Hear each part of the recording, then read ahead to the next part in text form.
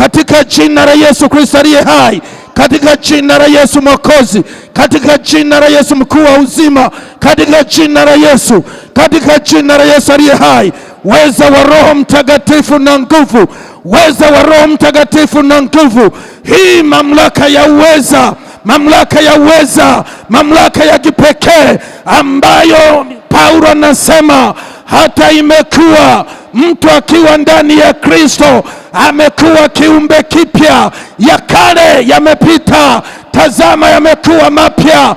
Naomba neema hii, naomba neema hii kwa jina la Yesu, nguvu ya kushinda, nguvu ya kushinda, kushinda majaribu, kushinda vita, kushinda kila namna ya misuguano kwa jina la Yesu. Bwana wa majeshi, tunaomba roho yako ya haki, roho yako ya uaminifu, roho yako ya kweli, hiyo itembee ndani ya kanisa lote.